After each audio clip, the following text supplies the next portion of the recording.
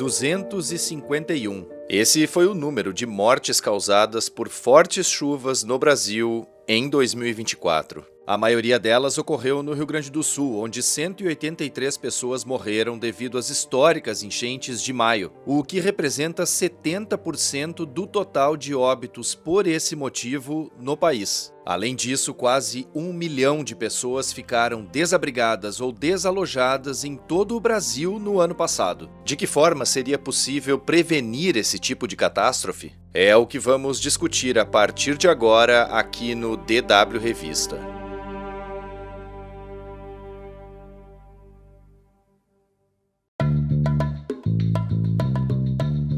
E está no ar o DW Revista, o podcast semanal produzido pela redação brasileira da DW. Eu sou o Guilherme Becker e falo diretamente de Bonn, na Alemanha. Nesta edição vamos falar sobre as mortes causadas por desastres naturais no Brasil e o que pode ser feito para que isso não aconteça novamente. E para isso eu me conecto com Florianópolis, onde está o meu colega de DW, o repórter Maurício Frigueto. O Maurício ouviu especialistas sobre o tema para uma reportagem que foi publicada no site da DW Brasil. 2024 foi marcado pelo El Niño, que geralmente causa chuvas no sul do Brasil e seca no norte. Agora nós estamos sob a influência do Laninha, que inverte a situação. Aliado a isso, temos o aquecimento dos oceanos, todos os efeitos das mudanças climáticas. Só para ter uma ideia, o primeiro mês do ano de 2025 já foi o janeiro mais quente da história.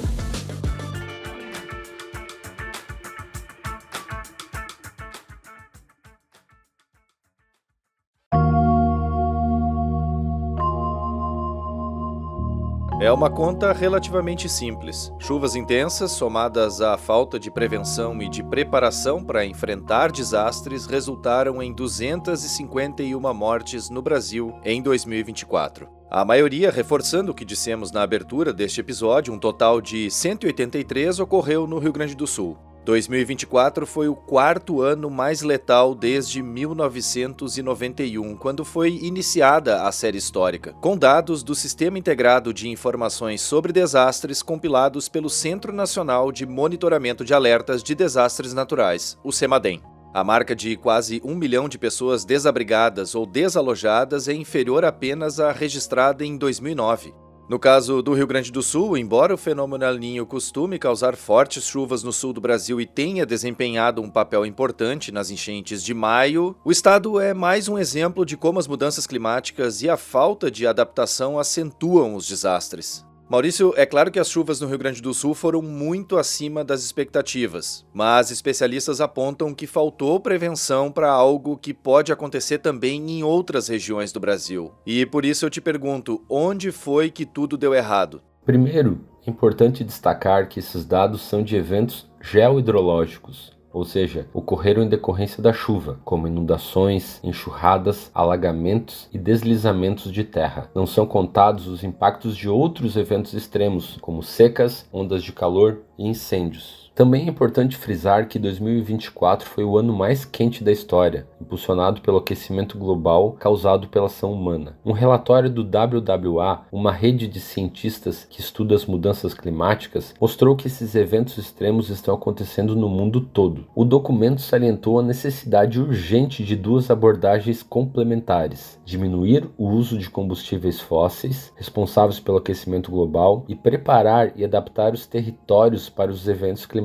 extremos. Nós estamos falhando nessas duas frentes, tanto em mitigação como adaptação. É por isso que as coisas estão dando errado, e a tendência é não melhorar a curto prazo.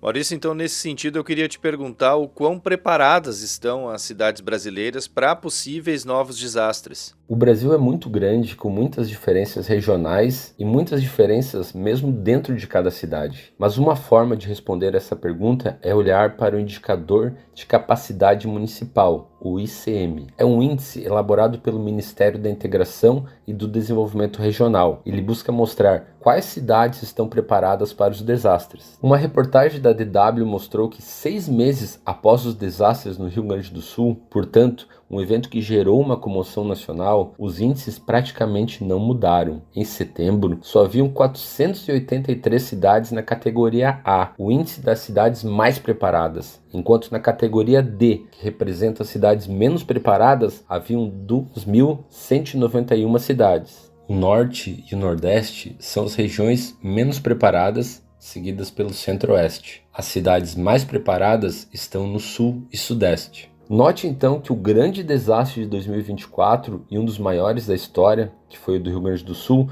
ocorreu na região teoricamente mais bem preparada. Isso dá uma dimensão da dificuldade de lidar com os desastres. E onde a classe política entra nessa história, Maurício, ou não entra? A professora Regina Rodrigues, da Universidade Federal de Santa Catarina, uma das maiores especialistas em mudanças climáticas, falou muito sobre esse ponto durante a nossa entrevista. Ela disse que a classe política precisa, primeiro de tudo, ouvir a ciência, o que não está fazendo. A ciência, de acordo com a professora, diz que as melhores medidas de adaptação são as soluções baseadas na natureza. São estratégias que usam os ecossistemas para enfrentar desafios ambientais, como a preservação de manguezais, a manutenção de matas ciliares e a construção de cidades esponjas. As cidades esponjas foi um conceito bastante falado durante as inundações que ocorreram no Rio Grande do Sul. A ideia é ter espaços nas cidades para absorver, armazenar e gerenciar a água da chuva. Pode ser parques e áreas ao longo dos rios, por exemplo. No entanto, ainda segundo a professora, os políticos tendem a preferir grandes obras com investimentos altos que possam aparecer. Ouçam só o que diz a professora Regina Rodrigues sobre mudanças climáticas, principalmente em relação às enchentes que ocorreram no Rio Grande do Sul. No mesmo período, se não tivesse as mudanças climáticas, ele ocorreria uma vez.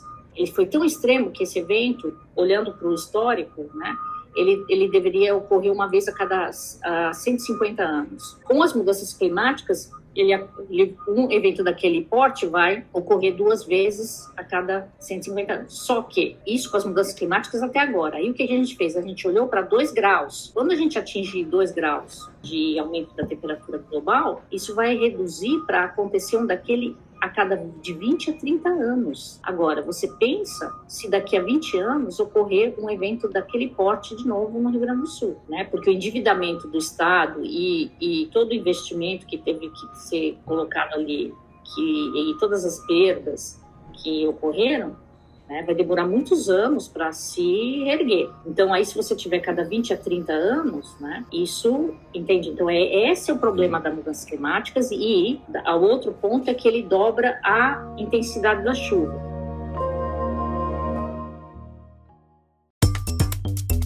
Antes de seguir com esse episódio, eu queria lembrar que o DW Revista pode ser acessado por meio de plataformas como o Spotify, onde basta procurar pela playlist DW Revista. Além disso, tem no Deezer, iTunes, Google Home e Alexa. Em tablets ou celulares, é só baixar o aplicativo Google Assistente para Android ou iOS. Maurício, no que então é preciso de fato investir para prevenir esse tipo de evento climático extremo? É preciso investir recursos, é preciso investir em pesquisa, é preciso investir em educação para os desastres. Conversei com o tecnologista em desastres naturais do CEMADEM, Rafael Luiz. De forma resumida, ele me disse que há 2 caminhos a seguir. São necessárias obras estruturais, obras de estabilização de encostas, canalização de córregos, desassoreamento e limpeza dos rios e aperfeiçoamento e manutenção dos sistemas de drenagem. Mas também é preciso investir em defesa civil. São necessários planos de contingência para saber, por exemplo, para onde direcionar a população em uma emergência, ter abrigos cadastrados, mapear as áreas de riscos, até porque os mais afetados são as pessoas mais vulneráveis. Também é importante investir em soluções baseadas na natureza, como falamos anteriormente. Ouçam o que diz o Rafael Luiz do CEMADEM sobre a prevenção ou planos de prevenção que devem ser colocados em prática frente a desastres naturais. Prevenção é a chave e adaptação aos eventos extremos, né? A prevenção ela pode ser feita assim de 2 maneiras, né? Uma que a gente diz, né, na área de engenharia, né, nessa área de estudo que eu atuo, são as medidas estruturais. O que é isso?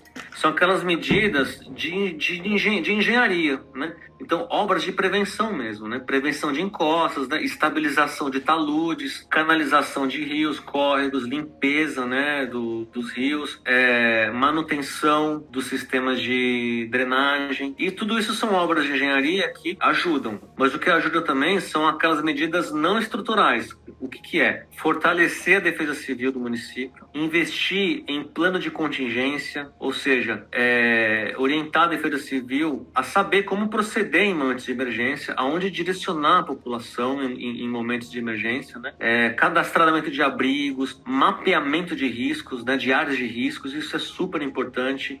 A gente saber aonde que as pessoas mais vulneráveis, né, a esse tipo de eventos estão morando, né? Investir a longo prazo no planejamento territorial, né, do município, política habitacional que inclua essas pessoas, principalmente pessoas com menor poder aquisitivo, né? Promover recursos de modo que faça com que essas pessoas elas ingressem no mercado formal de imóveis e que não estimule, né, essas pessoas a irem morar em áreas de risco, né? Ou seja, beira de córrego, beira de rio, áreas de encosta, né? Áreas muito íngremes, né? Então, tem as medidas a curto prazo, né? A médio prazo e a longo prazo, né? A curto prazo são essas obras de engenharia. A médio prazo a gente pode pensar em fortalecer a defesa civil, né? A defesa civil ter mais recurso, ter pessoal treinado, investir em simulados também é muito importante. Sistemas de alerta, né? Isso é muito importante, né?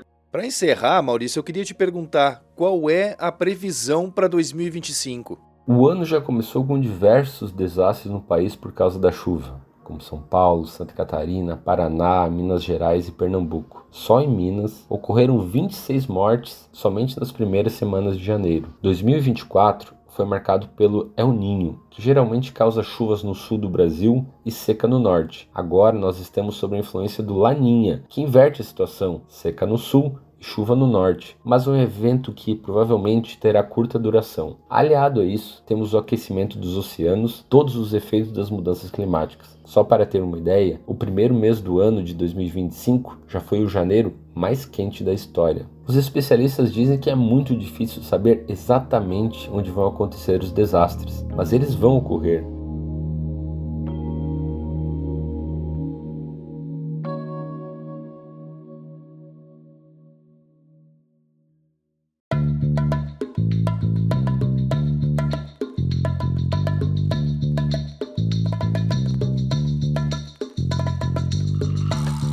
A edição desta semana do DW Revista, uma produção da DW em Bonn, na Alemanha, fica por aqui. Fica aqui também meu muito obrigado ao Maurício Frigueto pelas informações compartilhadas neste episódio. Mais conteúdos você encontra no nosso site dw.com/Brasil e também no canal da DW Brasil no YouTube. A produção, apresentação e edição técnica são minhas, Guilherme Becker. A revisão final é do Fernando Caulite e a coordenação é da Luísa Frei. O DW Revista volta na sexta-feira que vem. Obrigado por acompanhar a gente e um bom final de semana.